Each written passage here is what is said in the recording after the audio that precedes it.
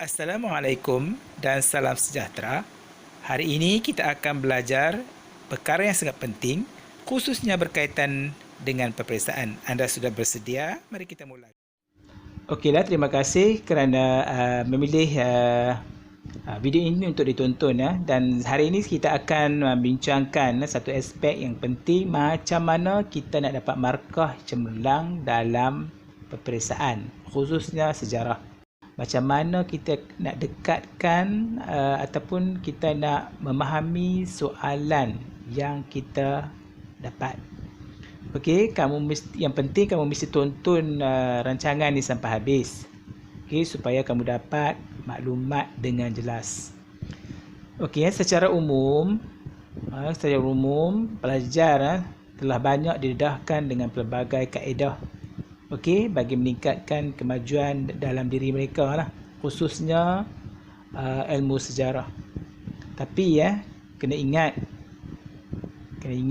penguasaan ilmu sejarah sahaja tidak cukup tanpa pengetahuan yang baik tentang kehendak soalan.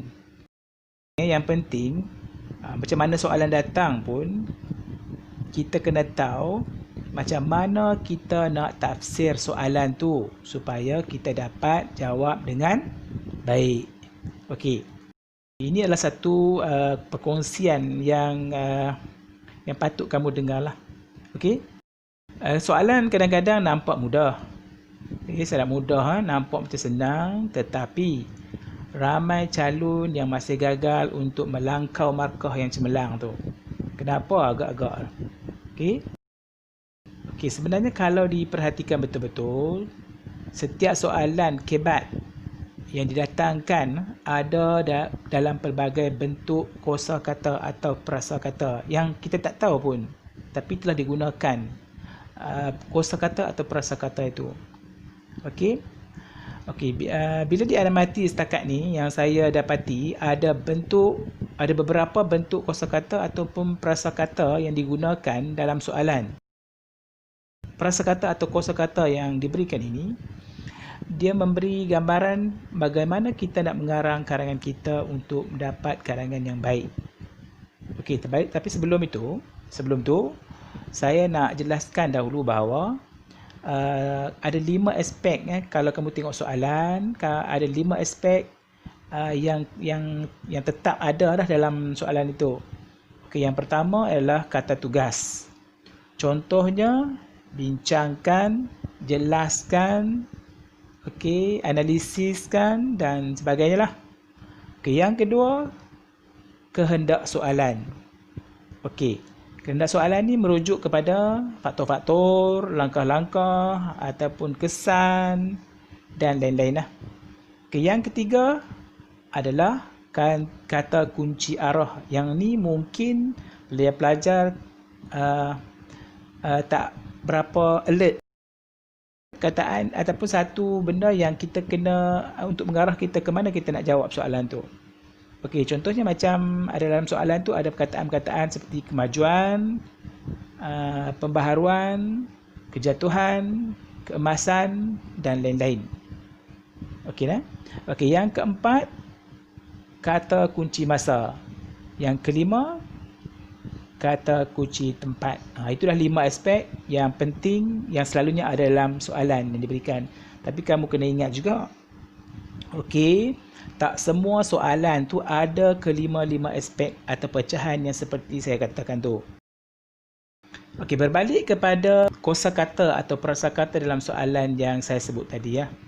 Okey, saya dapati ada beberapa kosakata atau prasakata yang memainkan peranan yang penting untuk menjadikan karangan kita itu lebih kreatif, lebih analitik dan lebih cemerlang. Okey. Antaranya adalah yang saya senaraikan di sini adalah seperti yang pertama, kata tugas, yang kedua, kata adjektif, yang ketiga, kata kerja, yang keempat, istilah, yang kelima, tempat, yang keenam, zaman dan yang ketujuh, jangka masa. Okey, boleh ingat kot no? Mudah aja. Okay, inilah yang diambil kira oleh pemeriksa apabila dia memeriksa kertas jawapan pelajar-pelajar. Okey. Okey, kita perlu memahami semua kosakata ini dan inilah yang perlu kita gunakan semasa kita mengarang. Atau kita jadikan dia tu sebagai rujukan kita semasa kita mengarang lah. Okey, saya akan jelaskan di sini satu persatu bersama-sama dengan contoh-contoh soalan tahun lepas. Supaya kita nampak gambaran apakah kosakata atau prasakata yang digunakan dalam soalan-soalan tersebut. Okey, boleh faham? Okey, kita pergi kepada kosakata yang pertama iaitu kata tugas. Okey, saya baca soalan. Sejauh manakah masyarakat Arab Jahiliyah dianggap masyarakat yang tidak bertamadun? Ini soalan 2015 ya. Okey, di manakah letaknya kata tugas? Ya, tepat. Sejauh manakah? Okey, bila soalan macam ni ada, dia tanya soalan begini, calon perlu memahami intipati kata tugas setakat mana masyarakat dianggap tidak bertamadun. Okey, kalau kamu meletakkan kedua-dua jawapan iaitu masyarakat bertamadun dan tidak bertamadun, maka jawapan kamu betul-betul. Okey, ini dalam soalan ni kamu kena tengok juga ada satu perkataan yang diletakkan di situ iaitu kosakata kata kerja iaitu dianggap. Ini bermakna calon perlu beranggapan bahawa masyarakat ini mungkin bertamadun ataupun tidak bertamadun.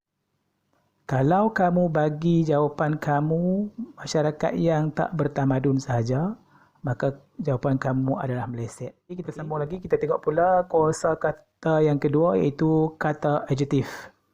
Okey, huraikan faktor-faktor politik, ekonomi dan sosial yang mempengaruhi zaman keemasan Islam semasa pemerintahan Khalifah Harun al-Rashid 2017. Okey, soalan dia sama macam soalan lain tapi ada satu kata dalam itu yang dianggap sebagai kata adjektif yang perlu kamu rujuk kat situ. Okey, kata adjektif tu adalah keemasan. Jadi, jawapan kamu mesti merujuk kepada keemasan tu atau kegemilangan sebagai penguat hujah. Dan biasanya kita tulis pada bahagian akhir sebagai kesimpulan kecil pada setiap isi yang kita berikan. Contoh di sini ialah jelaslah bahawa dengan pembinaan Baitul Hikmah yang dilakukan oleh Khalifah Harun al-Rashid telah menggalakkan lagi kegemilangan kegiatan ilmu di Baghdad. Itu jawapan yang kita boleh letakkanlah untuk kita menguatkan kita punya hujah kita dalam isi yang kita telah berikan. Okey, seterusnya kosakata kerja. Okey, bincangkan langkah-langkah yang diambil oleh Maharaja Akbar bagi memantapkan sistem pemerintahannya. Ulangan 2014. Okey, kata kerja yang terdapat dalam soalan ini ialah memantapkan. Apa maksudnya? Okey, calon tidak boleh berikan jawapan sembrono sahaja. Memantapkan di sini merujuk kepada apa? Penambahbaikan ataupun pembaharuan ataupun meningkatkan bagi keadaan yang sedia ada yang dilakukan oleh sultan-sultan terdahulu. Okey, maknanya satu benda yang baru yang dilakukan oleh Maharaja Akbar ini. Okey, perasa jawapan calon sangat penting bagi menunjukkan bahawa kita faham akan soalan. Okey, contohnya dalam sistem pemerintahan, contoh kita nak gunakan ayat adalah Maharaja Akbar telah menambahkan lagi bilangan tentera. Itu contoh. Okey, nah sekarang kita masuk kosakata yang keempat iaitu istilah. Soalan dia, bincangkan pelaksanaan syura dalam pemilihan Khalifah Ar-Rashidin. Soalan ni ringkas saja. Ulangan 2014. Okey. Biasanya fokus mata kita ialah pemilihan khalifah. Okey, dan sudah tentu kita akan bayangkan kaedah atau cara pemilihan khalifah tu. Betul tak? Memang betul. Jawapan memang tepat, tetapi perlu diingat ada satu istilah khusus yang perlu dinyatakan dalam tulisan jawapan kamu. Apa dia? Ya, syura. Maknanya setiap pemilihan yang dijelaskan perlu memasukkan istilah syura ini. Okey, saya kata ulang sekali lagi, memasukkan istilah syura ini. Barulah markah calon itu akan jadi lebih cemerlang. Maknanya setiap kali kamu bincangkan tentang pemilihan khalifah seperti Khalifah Umar Al-Khattab yang melalui wasiat, maka dia dibai'ah, kemudian mendapat syura daripada orang ramai. Itu perkataan itu yang perlu kamu ada dalam soalan jawapan kamu. Okey, macam mana setakat ni? Kita boleh teruskan. Okey, yang kelima, kosakata tempat. Okey, sesetengah soalan tidak dinyatakan tempat. Okey, maka calon kena bijak menafsirkan soalan berdasarkan pengetahuan dan pemahaman. Okey, contoh soalan ni adalah bincangkan sumbangan Khalifah Abu Bakar dalam membenteras golongan Ar-Ridah, iaitu ulangan 2015. Okey, nah, kita tengok soalan ni. Tiada tempat yang dinyatakan dalam soalan ni. Okey, adakah di Madinah atau di Mekah ataupun tempat-tempat lain? Cuba kita fikirkan. Okey, bagi soalan seperti ini, calon perlu memberi banyak contoh, khususnya tempat dan golongan Ar-Ridah ini. Dengan ini, ia dapat memberikan markah yang baik. Walaupun tak dinyatakan tempat dalam soalan, tapi kamu berikan contoh-contoh tempat yang Khalifah Abu Bakar mengambil tindakan terhadap golongan Ar-Ridah ini. Okey? Itu saja yang kamu perlu faham tentang soalan ini. Okey, seterusnya yang keenam, zaman.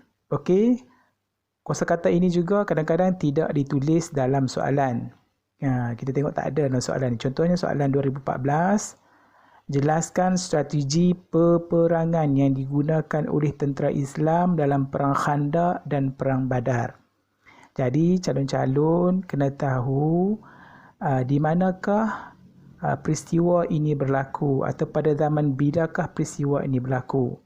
Walaupun tidak dinyatakan, calon mesti menjelaskan tokoh yang terlibat dalam peperangan tersebut.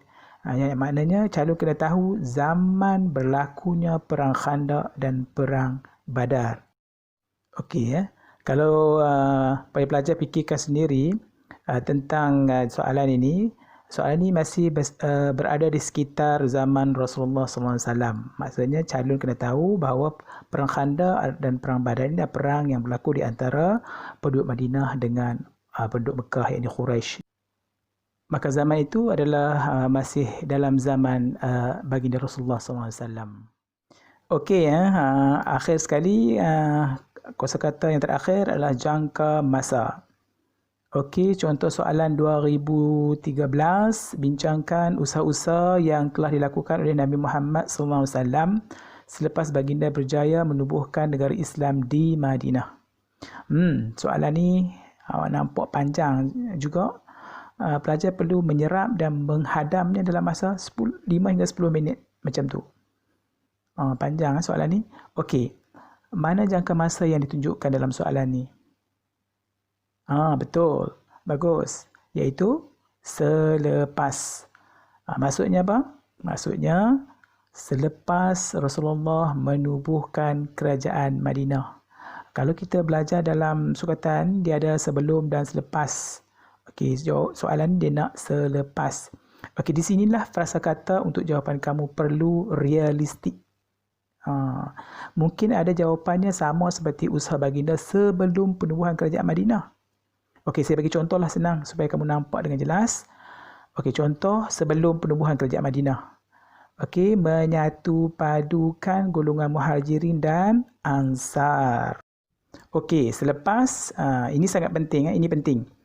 Okey, kita gunakan dia punya isi yang lebih kurang sama, tetapi tidak boleh menggunakan perkataan menyatu padukan lagi sebagai jawapan, tetapi frasa yang sesuai digunakan ialah mengukuhkan lagi tali persaudaraan antara golongan Muhajirin dan Ansar.